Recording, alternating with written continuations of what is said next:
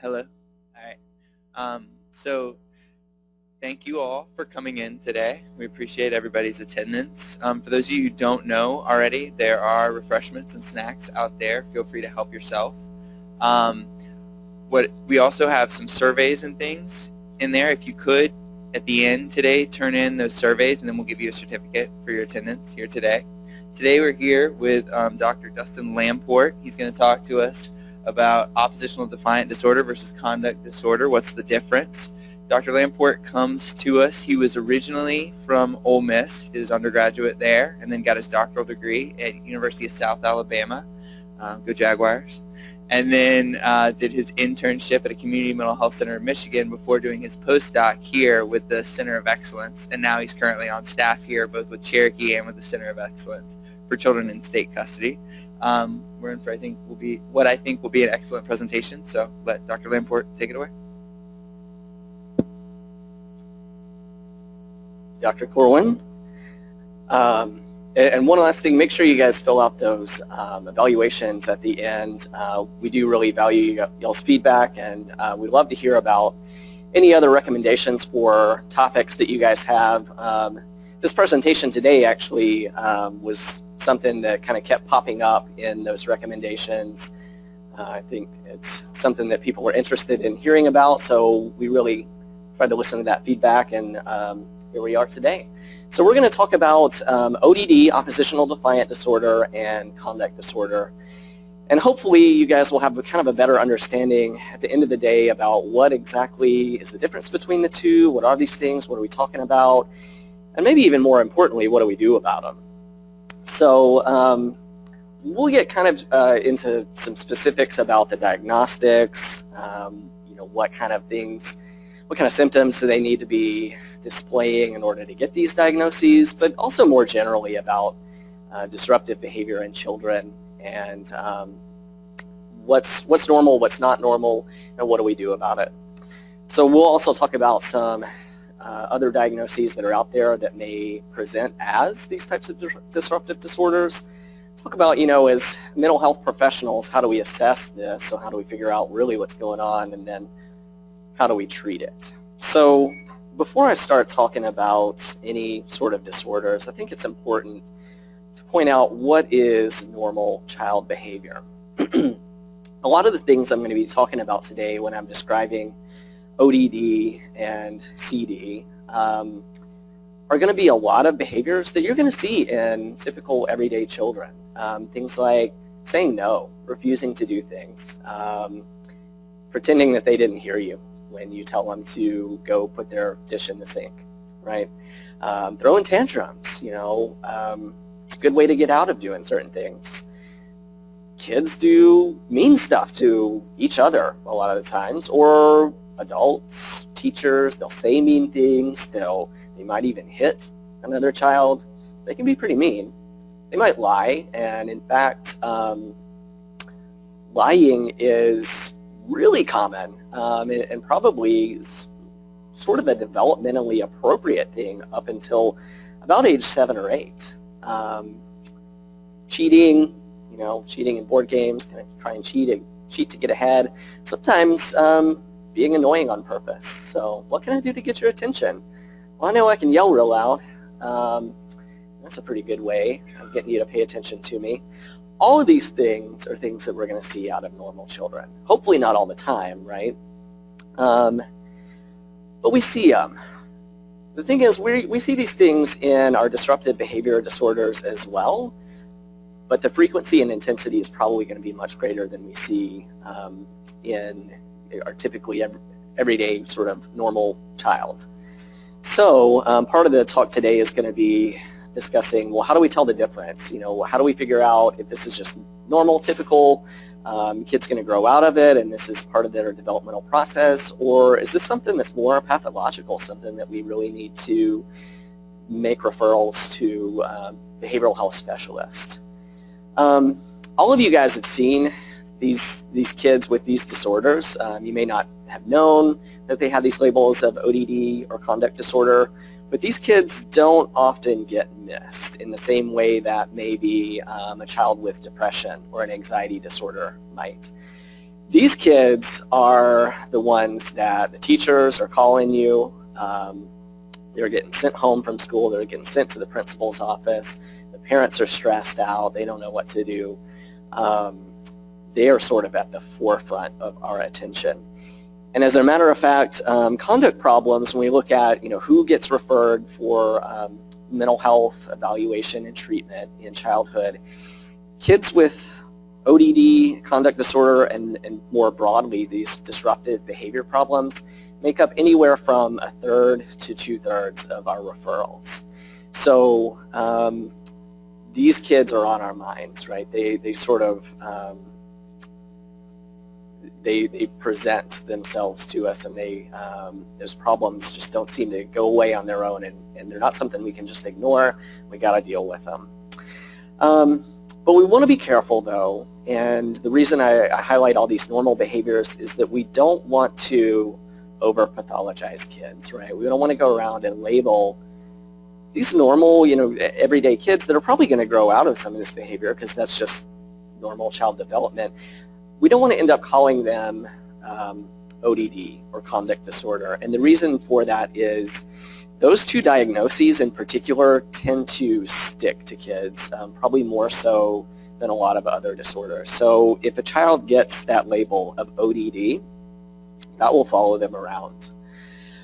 And we run the risk if we have a child who's maybe just your typical everyday child, but they get labeled as ODD, let's say, and that shows up in their school paperwork, that shows up in a school evaluation, follows them around. We run the risk of that child says, well, I've been labeled as the bad kid, might as well live up to that name, right? So we don't want that to happen. We don't want to mislabel and over-pathologize our kids. So let's talk about what ODD is. So 3 main criteria here.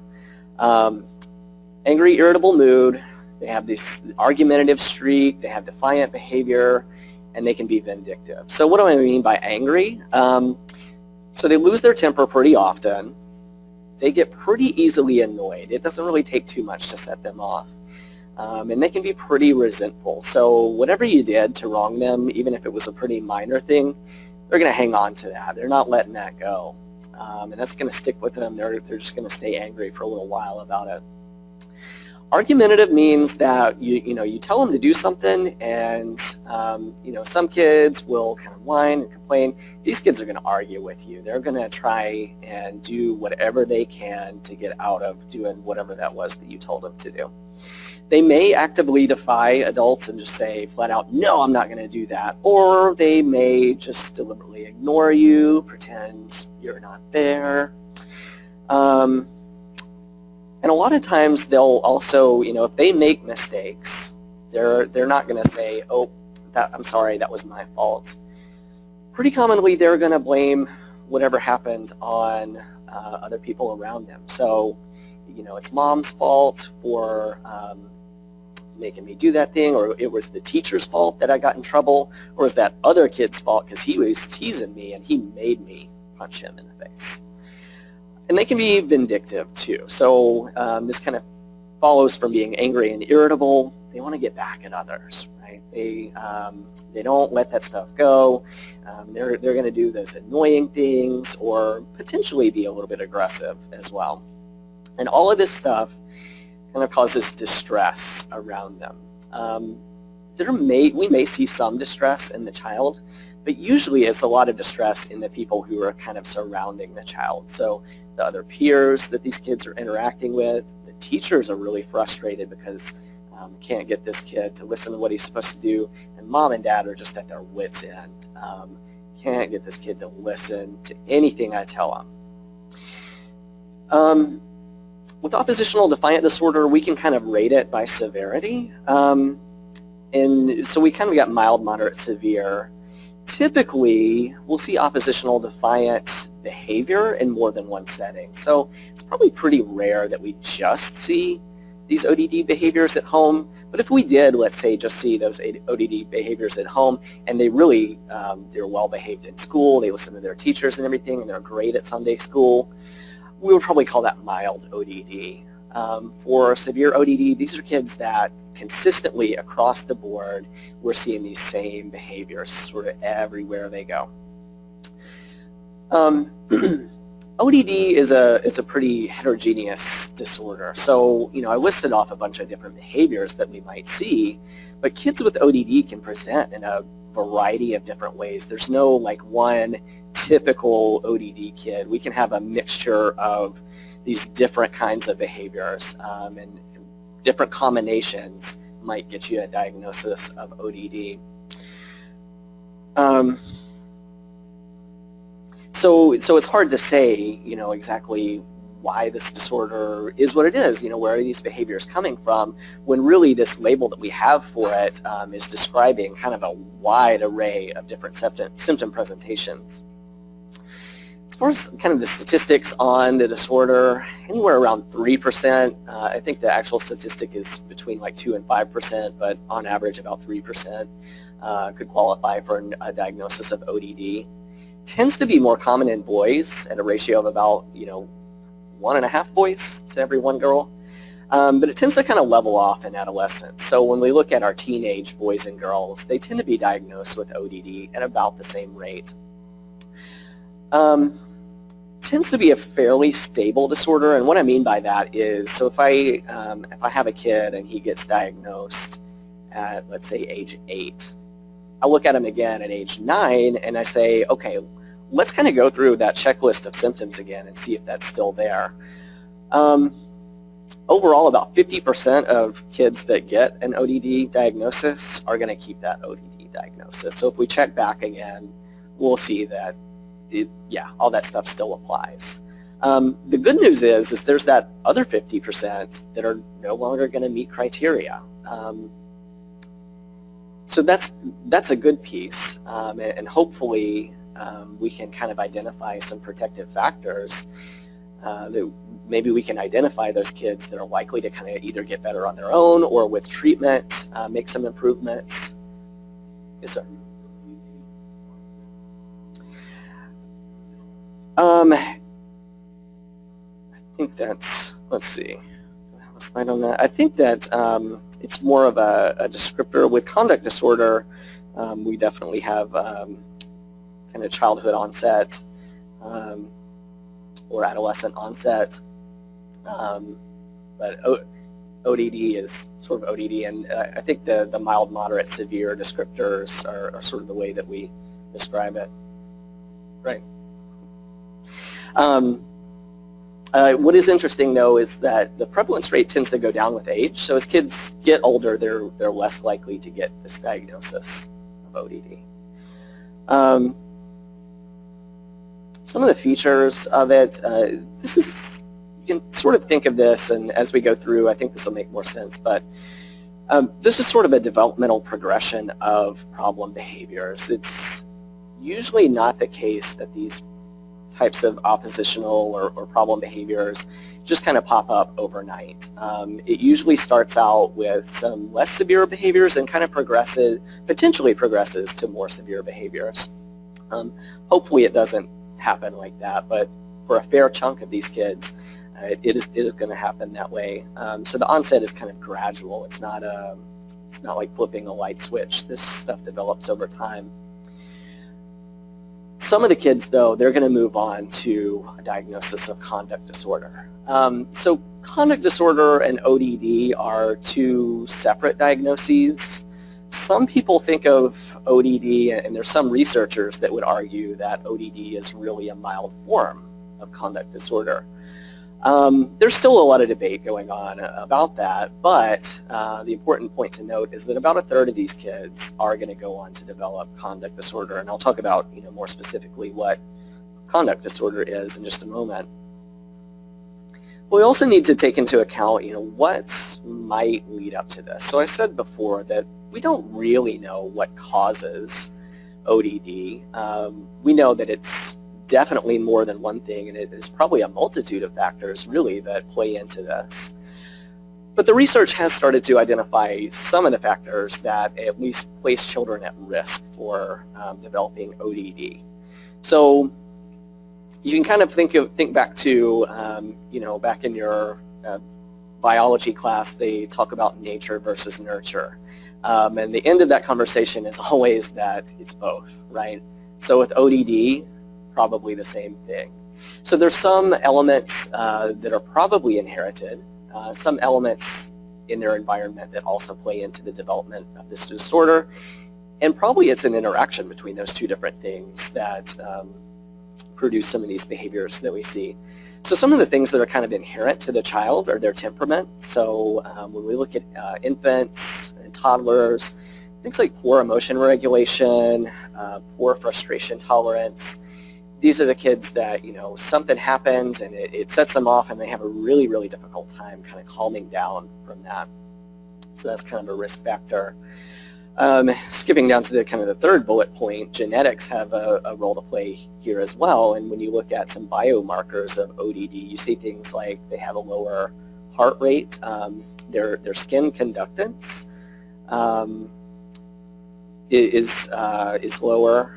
They have lower cortisol reactivity. So cortisol is a stress hormone, and so they actually show less reaction to that cortisol, that stress hormone. And then they've got these abnormalities in kind of their brain structure and their brain wiring. So the prefrontal cortex is a piece of your brain up here in the front, and what that piece of your brain does is it really is in charge of kind of helping you organize, plan, think ahead, helps us think about, what are the consequences. So if I do this action, what's going to happen after that? And based on kind of that analysis, then I can start to think about, is it really a good idea to follow through with that action that I was going to take, or should maybe I try and think about something else to do? In these kids, that prefrontal cortex is not working as well. So they're going to have a harder time thinking through and thinking about what are the consequences and how do I be kind of more purposeful in how I choose my behaviors. It's going to come out to be, probably more impulsive. They're going to show overactivity in the amygdala, and the amygdala is more kind of in the middle of your brain, and it's really associated with how we process emotions, and specifically emotions of anger and fear. So these kids are processing things in a different way. They're processing emotions differently, and they're not sort of thinking through things quite the same. Add on with that when we look at kids who get diagnoses of ODD, their environments on average, they look different than kids without ODD. So these environments tend to be a little bit more harsh. Parents tend to be more inconsistent or neglectful. And there may be kind of an interaction there. So if we start out with a kid who is sort of, they're a difficult child. They've got some genetic things and some things about their temperament that make them a little bit harder to deal with than kids without ODD. So we start out with that. And then maybe we have some parents who say, okay, well, I'm going to try and deal with this. I'm going to try and be really strict, right? I want my child to listen, and so I'm going to come down, I'm going to be really kind of a disciplinarian and make sure that they listen to me. Well, these kids are angry and resentful. They hold on to things that are vindictive.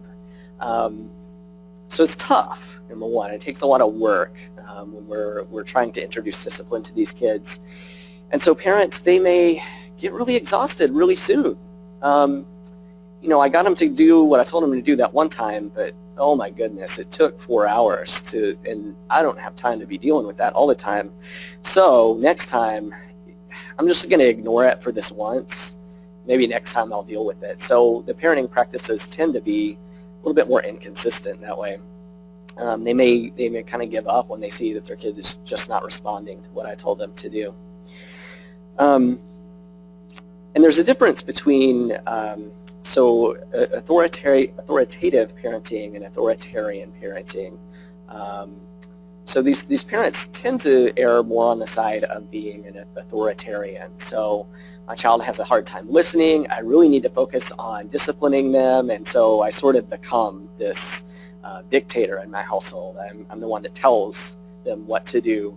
And we sort of lose out on the other piece that would make it authoritative, and that's this element of warmth and building up this warm, trusting relationship with the child, which we know from the research is really important.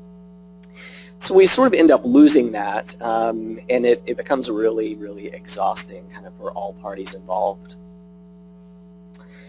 So I mentioned earlier that some of these kids are going to go on to develop conduct disorder, and as a matter of fact, a lot of kids who have conduct disorder, when you look back, we'll see that they had a diagnosis of ODD before. So what are we talking about when we talk about conduct disorder? So this is stuff that's maybe a little bit more serious than kind of the vindictiveness, the argumentativeness, and stuff like that we saw in ODD. This is going to be kind of taking it up a notch. So now we're seeing some aggression. So these are kids that maybe they're bullying their peers, they're threatening others, they're intimidating, they're the ones that are initiating fights, potentially using weapons, maybe showing some physical cruelty to animals, poking the cat to see what it does, or throwing my gerbil across the room. Other things that would kind of qualify as that under that category is like forced sexual activity, so sexual assaults and things like that. It's important to note, though, that one distinction that we want to look for here is this proactive aggression or is this reactive aggression? So reactive aggression is when maybe a child comes up to me, they stole my toy, and so I hit them back. So they did something to me, I got back at them, right? With conduct disorder, probably the more typical pattern is going to be of a proactive aggression. So that kid has a toy that I want. So I'm just going to go ahead, take it from him, hit that kid, and I'm going to get that toy. It's going to be a big payoff for me. So there's some instrumentality there. There's something that they want, and there's something that they can get out of being aggressive to people and animals. We also see some property destruction. So this can be anything from breaking their toys to smashing windows to deliberate fire setting, so playing with fire, things like that, causing serious damage, destroying property. We also see deceitfulness and theft. So I mentioned before that lying is actually a pretty typical childhood behavior, something that we can probably expect to see out of most kids. For kids with conduct disorder, it probably looks a little bit different. So my typical kid, if I say, did you take that cookie out of the cookie jar? They might say, no, I didn't take that cookie. Because they're hoping to escape some punishment, right? It's pretty easy to just say, no, even if maybe I already know that they did it. For these kids, the deceitfulness is maybe a little bit more, maybe kind of manipulative. So there's maybe an end goal that I have for my lie. There's something that I can kind of get out of it. And that can be, many different things. Theft, this could be, things like breaking into other people's house, or the lying to obtain goods or favors. And this would be like stealing items without actually confronting someone. Some kids, they might actually, go up to other people and confront them and steal that way. And that would actually qualify as aggression. But in any case, stealing from others. And then serious violations of rules. So these kids are, running away overnight. They're, maybe for an adolescent, I have a rule that says you got to be home by 10, but they just ignore that. They stay out anyway. Truancy from school, substance use, things like that. Okay, and with conduct disorder, so to your point, we do see there's kind of some specifiers, and we want to know a little bit more about, is this childhood onset or is this an adult onset, or not adult, but adolescent onset thing? For conduct disorder especially, this turns out to be a pretty important distinction because it tells us a lot about sort of what is the developmental pathway for this child and what is the risk down the road. So for childhood onset, we're looking at making a diagnosis or at least seeing these behaviors that could qualify for a diagnosis before age 10. For adolescent onset, we're looking at over 10. So these problems, we didn't really see them before this kid was 10 years old, but maybe 11, 12, they started to get a little bit mean, they started to pick on others, bully others, and things like that. So there's some important differences there. The childhood onset tends to be more males. So I think the statistic is in the childhood onset, it tends to be a ratio of about 10 to 1 males. In your adolescent onset, it gets a little bit closer to being an even number of boys and girls, although definitely more boys will get a conduct disorder diagnosis than girls. The childhood onset is much, much more likely to persist, and that's more associated with the aggressive behaviors, and they're more likely to have poor peer relationships. These kids are not kids that you want to be around if you're another kid in your classroom, because they're stealing your stuff, they're being mean, they're conning you out of things, they're generally not nice people.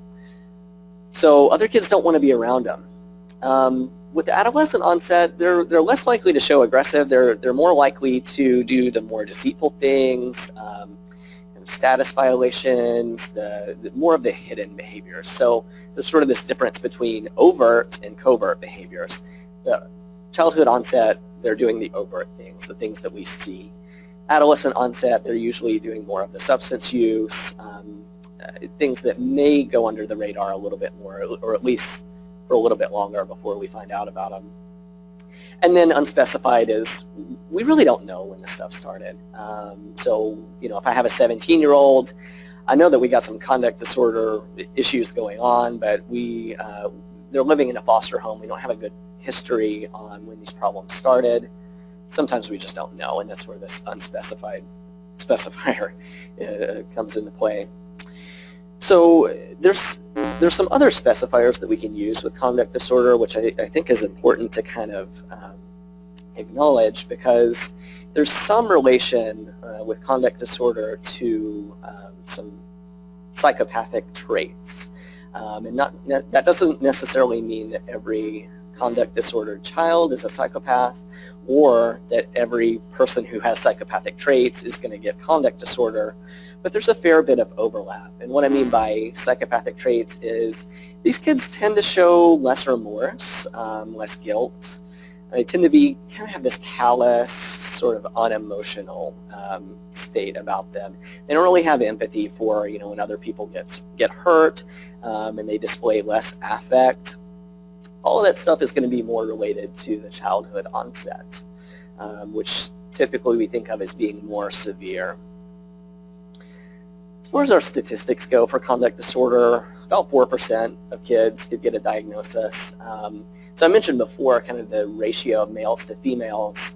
Overall, about 4 to 1, but as I said, the kids that get the diagnosis early are much, much, much more likely to be male. And then later on, it starts to even out a little bit. We usually see those ODD behaviors first before we start to see the conduct disorder. And conduct disorder is pretty stable, anywhere from about 44% to 88% still meet criteria 4 years later. I mean, that's a long time. When you're thinking about a child or an adolescent, a lot can happen in 4 years, and yet we're still seeing a huge, huge proportion of these kids that are still going to meet criteria later on. So what we hope is that this remits, right?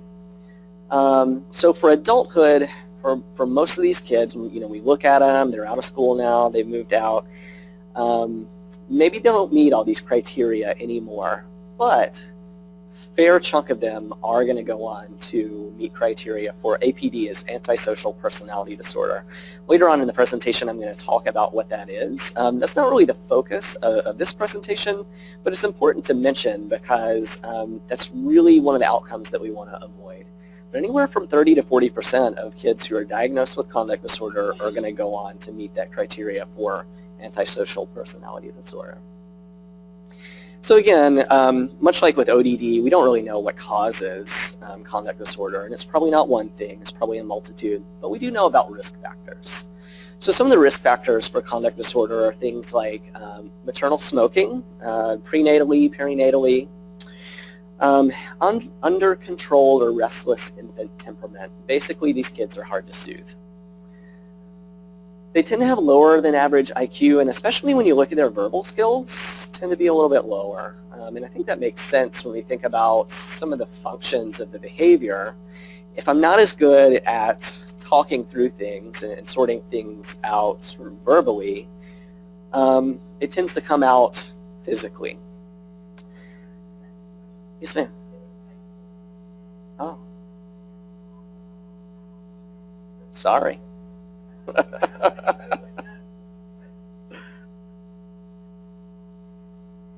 We got backups.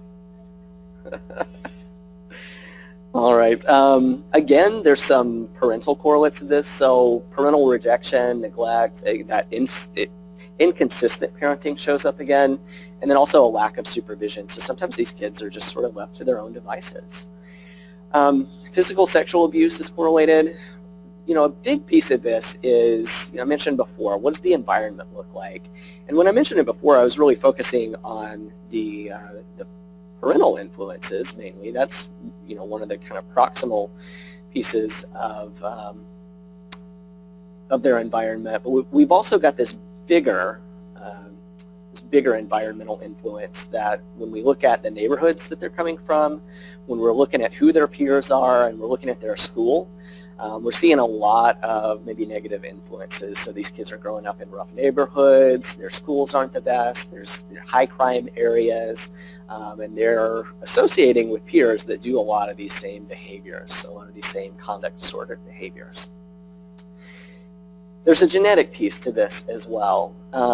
So family history, if you have a parent that got a diagnosis of conduct disorder, there's a pretty good chance that you're going to at least display some of those conduct disordered behavior, if not necessarily go on to actually get the diagnosis yourself.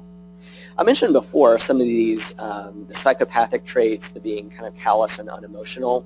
When we look at infants, you can see some precursors of this. So they've done a lot of studies looking at the skin response and looking at what their autonomic arousal is, so kind of their general level of arousal.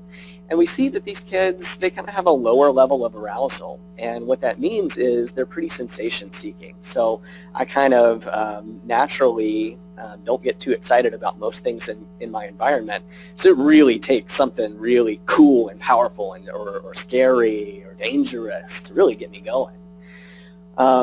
They have a lowered fear response, and you can actually see when they do EEG studies, there's something called, I believe it's the P400, and you can see on the graph when we show a stimulus that's sort of intended to be scary, it's scary for most people, their line goes like this. For these kids, it kind of goes like that.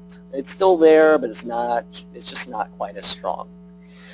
And again, we see those same kind of abnormalities in their brain structure. Their prefrontal cortex is working a little bit differently. Their amygdala is just a little bit different. So this is just to give you kind of a, and this isn't in your handouts, by the way, but just kind of a pictorial representation of what this looks like. So we got this interaction, right? All of these different things are kind of combining together. It's not like we can point to one thing and say, oh, yeah, that's what caused conduct disorder.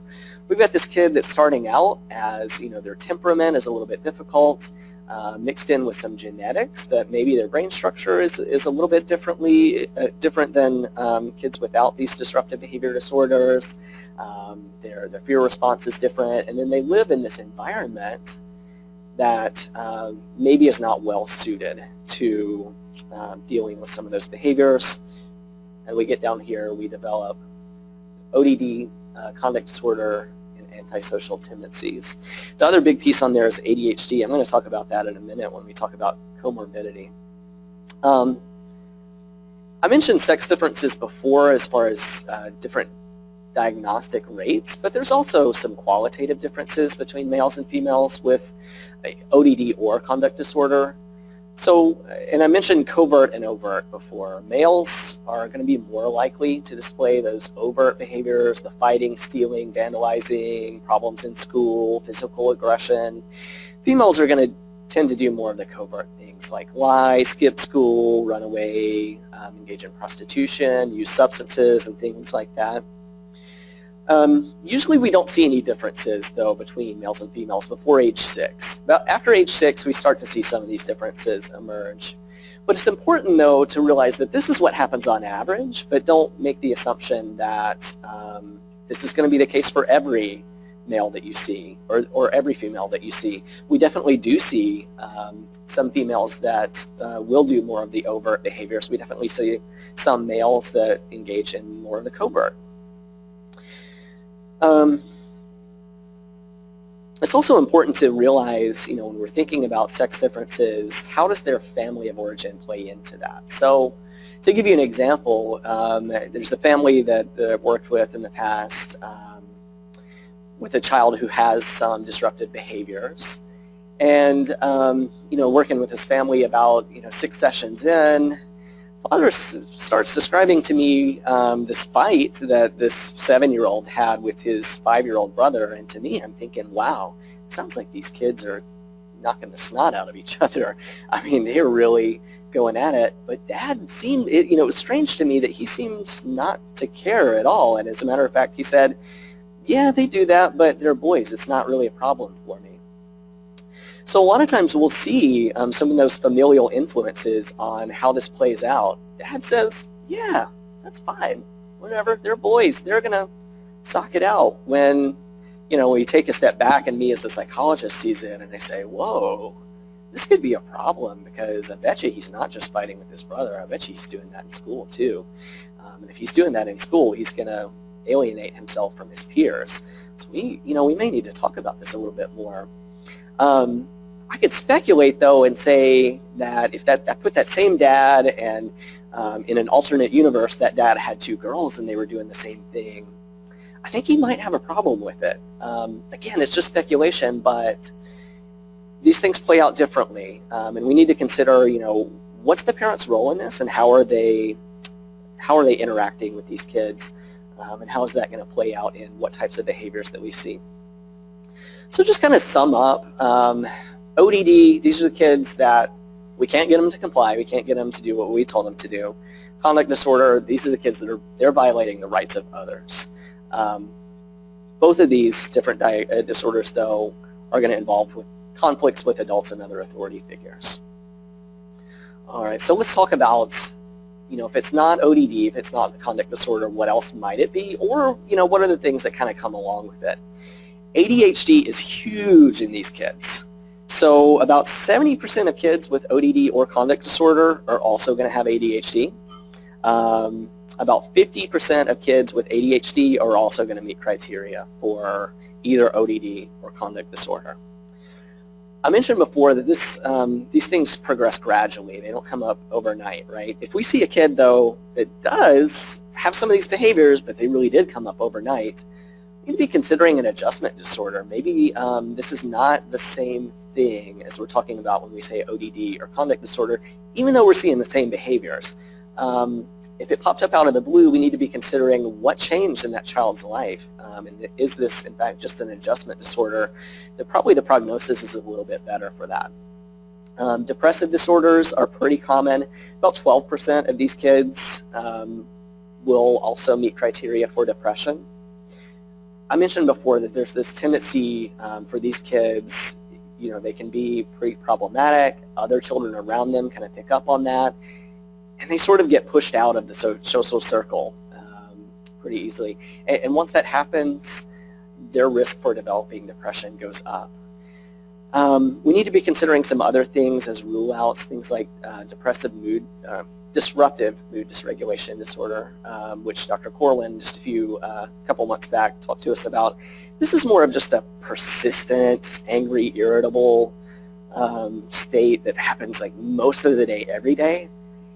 Kids with ODD and conduct disorder, yeah, they're angry, but it's usually in response to something. They don't typically stay angry all day. You might see them being angry pretty often because they're not too happy with what's going on in their environment, or they're being oppositional. But it looks a little bit different. Intermittent explosive disorder is an impulse control disorder where we might see some of these behaviors, but it's not related to them trying to get something out of their environment. They're not trying to lie or hit others for reward. They just have a harder time regulating their behaviors. Intellectual disability and language disorder, so we also need to be thinking about what's this child's cognitive level. Are they being oppositional because it's an intentional thing, or are they being oppositional because they truly don't understand what the command is that I'm giving them? That's an important distinction. Social anxiety disorder is pretty big, as well as anxiety in general. So about 20% of kids with these disruptive behavior disorders are also going to meet criteria for an anxiety disorder. And then the other big one, which I'm going to touch on in a minute, and is one that we sort of hope to avoid, is antisocial personality disorder. But we do see this progression, right? So kids, they kind of start out with ODD. About a third of those are going to go on to develop conduct disorder. And then anywhere from 30 to 40% are going to go on to develop antisocial personality disorder. So it sort of follows this progression from being defiant and argumentative. Maybe it moves on to truancy, fire setting, vandalism, substance use, into overt aggression. Okay. So I mentioned before that this is what we want to avoid, right? We don't want to see kids go on to develop antisocial personality disorder. If you've ever met somebody with APD, you probably wish that you hadn't, right? These are not fun people to be around because they have this pattern of disregard for other people around them, and they consistently violate the rights of other people around them. So these are people who engage in repeated criminal behavior. These are adults, by the way, so we don't diagnose this before age 18. But they'll be deceitful. They can be, sort of con men type. They're being deceitful for profit or for pleasure. They're impulsive. They're reckless, irritable or aggressive, and they sort of have this total blatant disregard for the safety of themselves and others. And they don't feel sad about it either. And as a matter of fact, once they've wronged you, they'll be more than happy to tell you how it was your fault that you did that. That you let them take advantage of you, or that you did something to cause it. So I mentioned before that childhood onset of conduct disorder is really where we start to get really concerned, because when we look at kids who have that diagnosis of childhood onset conduct disorder, about 71% of those are going to go on to develop this. So it's huge. And for those kids, we definitely need to be thinking about intervention. We can't just sit around and hope that this is going to be something that's going to go away, right? We know a fair chunk of these kids are going to sort of improve and show less of those behaviors on their own. But when we see that childhood onset conduct disorder, that's a big red flag, and we know that it's likely to progress into this. So let's talk for just a minute about how we go about assessing and how do we figure out, what is, what qualifies for ODD or conduct disorder, and what's that normal childhood behavior that I was talking about earlier. Is this just your normal kid who's showing your average everyday level of those problem behaviors, or is this something more serious that we need to do something about? So as mental health clinicians, we really need to be taking sort of a multifaceted approach to assessing, and usually we don't want to just rely on one person telling us what's going on when we're doing this. We want to look kind of across the board. We can do things like unstructured or structured interviews. There's the diagnostic interview schedule for children can be a good way to just assess, are these behaviors happening or not? But really, as clinicians, it's probably more useful to go with an unstructured interview where we get a little bit more information about what's going on in that family. When they do those behaviors, when they hit their brother, how do the parents respond? What are they doing? So we really want to gather that kind of rich information. The other big piece is we want to bring in some behavior rating scales. And what that allows us to do is to say, objectively, is this a typical level of this disruptive behavior, or is this something more? And it can give us some firm answers as far as that goes. But we don't want to just ask the parents. We want to get some information from the parents, hopefully more than one parent. We want to be talking to the teachers, and we also want to be saying, where else is this kid going in their typical week? Are they going to Sunday school? Can I talk to the Sunday school teacher? Are they involved at Boys and Girls Club? Can we get somebody to, give us some information about that as well? So not only am I looking for, are these behaviors happening or not, but where are they happening? Is it consistent across the board? Or is this something that's specific to one kind of setting? And all of that can help us out and give us some more ideas on where to go with treatment. Oh, and probably the most important thing here is to figure out a good history. So when did these problems start? Because that's going to tell me a lot about the prognosis and how this is likely to progress. If these problems started really early, I know that an intervention probably needs to be a little bit more intensive. If it started later on, maybe we can get away with a less intense intervention. And we also need to be looking to rule out things or rule in things like ADHD, because we know that's really common, mood disorders and things like that, because we may also need to treat that in conjunction. Okay, so let's talk about treatment for these disorders. I'm going to start with ODD. I'm just going to go ahead and flat out say individual therapy is not likely to be effective with these kids. Right? This is a problem that involves not just the child. It's not just a child problem. This is an environment problem. And so the intervention can't just be targeted at the child. The intervention has to be targeted at the systems around that child. Usually that means the parents. That's kind of where we start. I've listed some specific types of therapy up here. I'm going to spend a little bit of extra time talking about parent management training and PCIT, parent-child interaction therapy. Incredible Years and Triple P are two other programs that are out there, but I don't think that anybody around here does those, so I'm not going to spend time talking about them. Around here, we do have people who do parent management training, PCIT, or they may do family therapy involving some of the principles behind that. Sometimes these kids will end up in residential treatment, and I'll talk about medication as well. But let me tell you a little bit about parent management training. This is an intervention that's pretty structured, and it's based on principles of applied behavior analysis and operant conditioning. And it's really targeted at parents. So it's right there in the name, right? So we're teaching parents to set limits and also teaching them about effective discipline for misbehavior. Before we get around to that, typically where we start is how do we make good behavior happen more before we ever get around to how do we make bad behavior happen less. Usually in these families, they've tried a lot of different things to make the bad behavior happen less. They've tried every punishment in the books, hasn't worked. So where we want to start is how do we make good behavior happen more. It's pretty structured, as I said, 12 sessions. There's some sessions where you're just going to be talking to the parents, and some sessions where you're going to have parents and children there, and there's a school component as well, where we're talking to the school and we're getting the school to report on some specific behaviors, so we can set up kind of a plan of how we're going to respond. And that's pretty effective for reducing this problem of behaviors that are associated with ODD and also conduct disorder. PCIT, it doesn't say this on there, but parent management training is probably goes up to about age 12.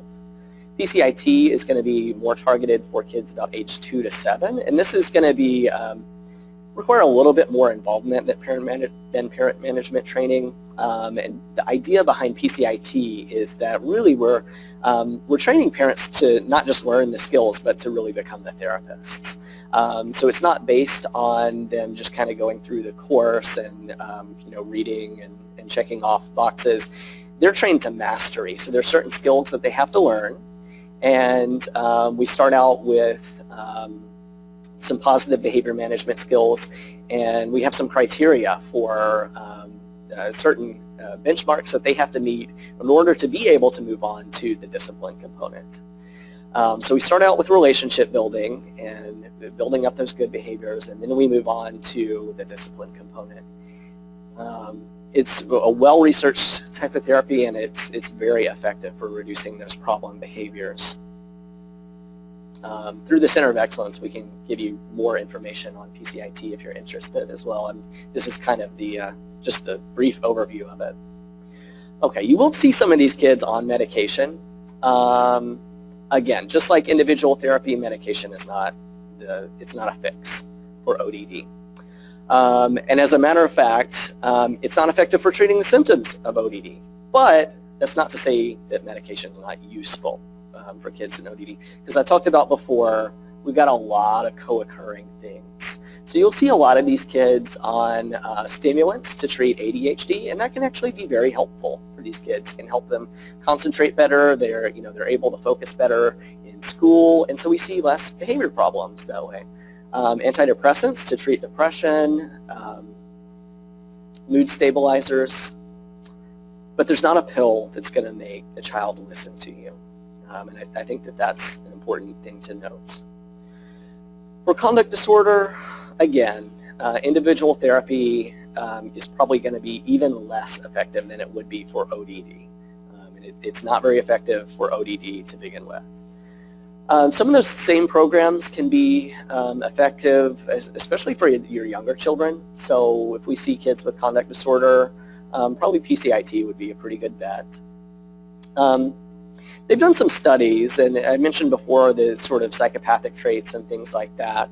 And it turns out that kids with those kind of callous and unemotional traits, they don't really respond the same way to punishment as kids who do have more empathy.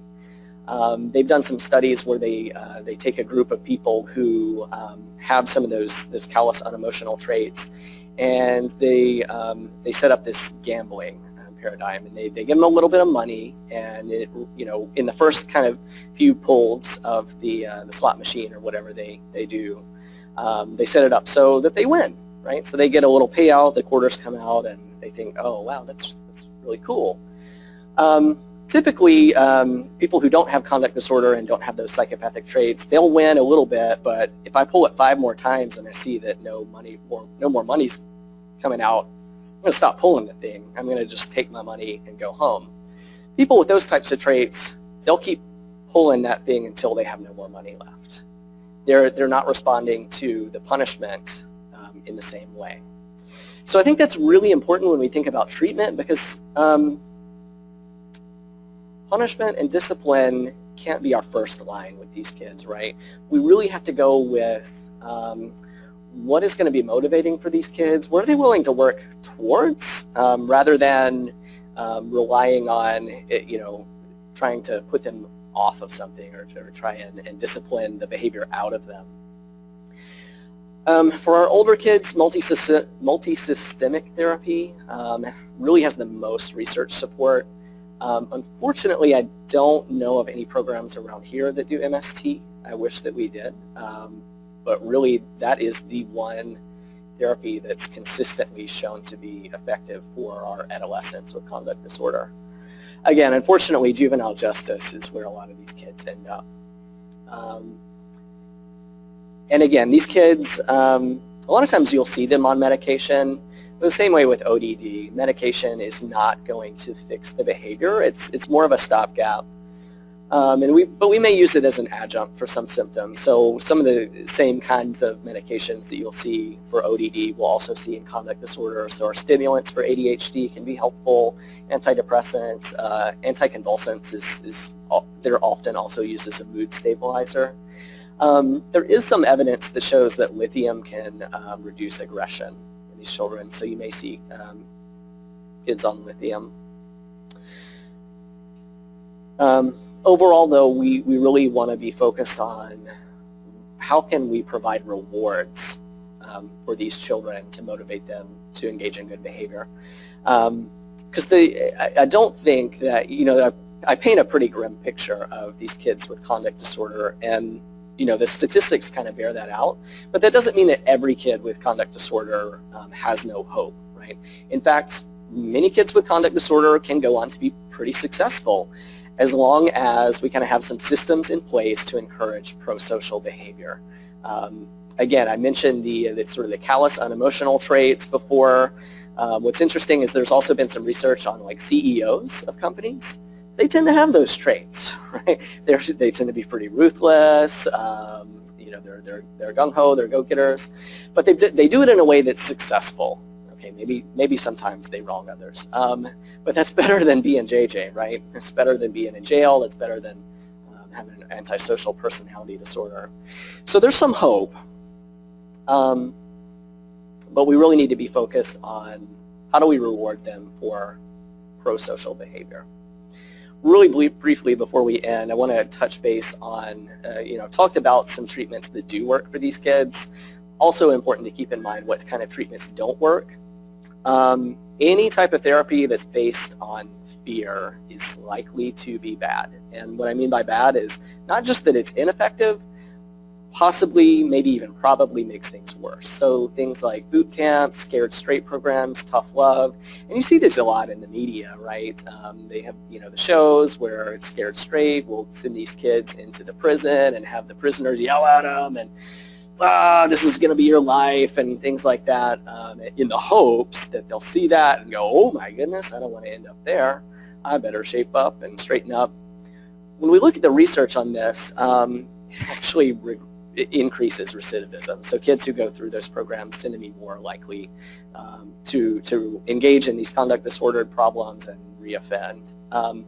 The way that it probably works is that it's sort of like exposure therapy. So if I had a fear of spiders, and I always avoided spiders, but you forced me to sit in a really small room and it was like full of spiders, eventually, I'd feel really terrified to begin with, and I'd want to get out of there, but the door's locked and I can't get out. Well, after a while of me sitting there and no spiders have bitten me yet, and I'm okay, I lived. Turns out my fear of spiders kind of went down. So same thing works for them. When we send them to jail and have the prisoners yell at them for like 8 hours at a time, it kind of takes some of the mystery out of it, and it's, oh yeah, jail. Well, there was a guy that yelled at me, but really it wasn't that bad. I mean, they didn't hurt me, and so yeah, maybe it's okay. I'm going to go ahead and take that risk anyway, and maybe try and steal some stuff, because even if I get caught, it's not going to be that bad. I'll just go to jail. That's the end. Do you guys have any questions? Yeah.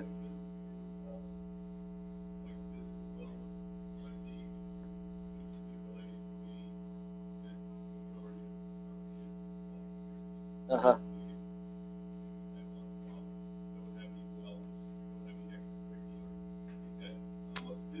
Yeah. Mm-hmm. No, I don't have any statistics on that to give you, but I think that you're probably right. And these kids tend to be a little bit more isolated than their peers, and so I think that they tend not to be involved in, like organized sports and things like that. Actually, some of that stuff may potentially help out with some of the conduct disorder problems, because it sort of hopefully introduces some of the limit setting and the discipline, but in a way that kind of builds them up, and it's not totally based on, so it sort of hopefully mirrors what a good parent would do, right? We show you some warmth, but there's also some rules and some discipline. And yeah.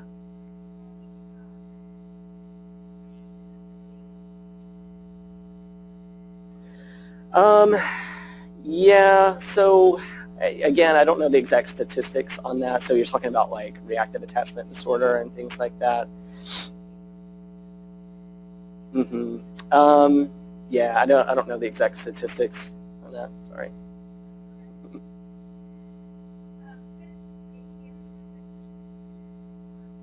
Mm-hmm.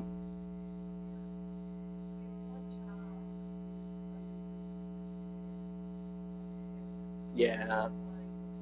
Yeah. Yeah. It's like Right. I mean, I'd say it's probably pretty likely if we see one child with some of these behaviors that maybe they don't necessarily meet full criteria for ODD, but you're probably going to see some of the same things. That is actually one of the risk factors is, who's around them, what does their environment look like, and especially if you've got sort of a younger sibling who is looking up to their older sibling and they see that they display these defiant behaviors, but it kind of works out for them, right? They kind of end up getting, they get out of doing their chores when they argue, or mom will give it, if they just, pitch a big fit, maybe they'll get some ice cream for dinner rather than their meal, and they see kind of the payoff kids learn by watching others, and so a lot of times we'll see some of those same behaviors in siblings. The good news is, with treatment, because the most effective treatments are not really targeted on the specific child, they're more targeted at the system around them. If we can get parents involved and engaged in treatment and really teach them some skills to use that authoritative parenting and get them to be more consistent in how they're responding, and so they're not kind of giving up and giving in, that's likely to transfer over to the other children as well. Yeah. All right. Well, thank you guys for coming. And if you guys have any questions, you can always email us, and please fill out your rating forms, and we'd love to hear other topics that you guys are interested in hearing about in the future.